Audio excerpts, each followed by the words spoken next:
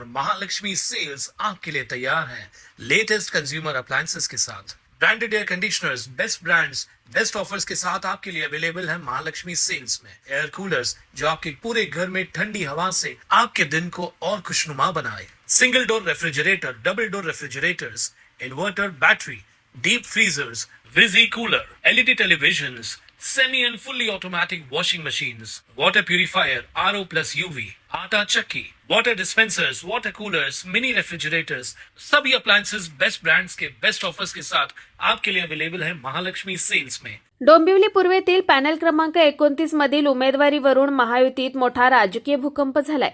शिंदे गटाचे माजी नगरसेवक व माजी उपजिल्हा प्रमुख रवी पाटील यांनी तीव्र नाराजी व्यक्त करत महायुतीतील भाजपाचे अधिकृत उमेदवार मंदार टावरे यांच्यावर गंभीर आरोप केलेत। यामुळे डोंबिवलीच्या राजकीय वर्तुळात खळबळ उडाली आहे। रवी पाटील हे पॅनल क्रमांक 29 मधून इच्छुक उमेदवार होते, मात्र महायुतीकडून त्यांना उमेदवारी अर्ज न मिळता 65 अनधिकृत इमारती प्रकरणात गुन्हा दाखल असलेल्या म्होरक्या मंदार टावरे यांना भाजपाकडून उमेदवारी देण्यात आल्याचा आरोप करून त्यांनी उघड बंडखोरीचा पवित्रा घेतलाय। विशेष म्हणजे या प्रकरणात मानपाडा पोलीस ठाण्यात नुकताच गुन्हा दाखल आहे, तरी अशा व्यक्तीला भाजपाने उमेदवारी दिल्याचा आरोप रवी पाटील यांनी केलाय।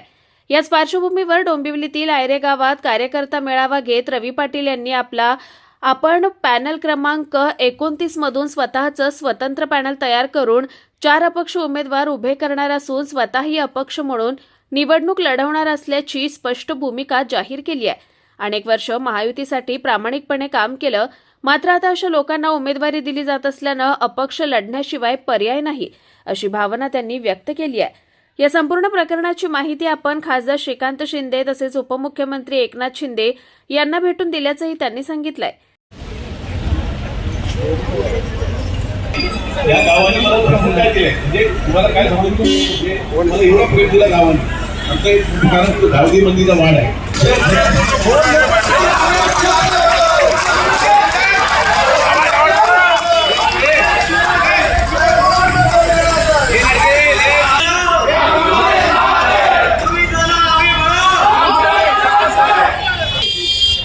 म्हणजे वाईट बदल इथे होतो रेल्वे कोंबडे होता त्यांनी 1000 लोकांचे लावलेले। माझी आई धोती खात्यात जो झालं ते शिकत होती तुला म्हणता लावता तू शिकत काय केलं आहे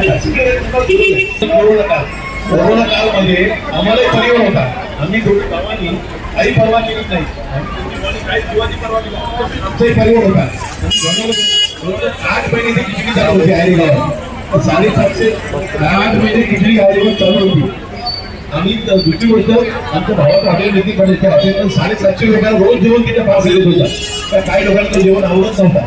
शेवटी मग आपण भाजीची मंडई चालू केली, निवडणूक लढू तुमच्या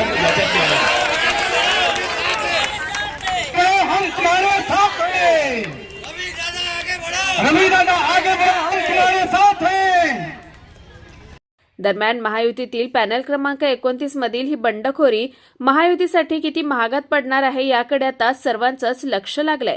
कुणाल म्हात्रे, स्वानंद मीडिया, डोंबिवली। ताज्या घडामोडींसाठी स्वानंद न्यूजला सबस्क्राइब करा आणि बेल आयकॉनवर क्लिक करा।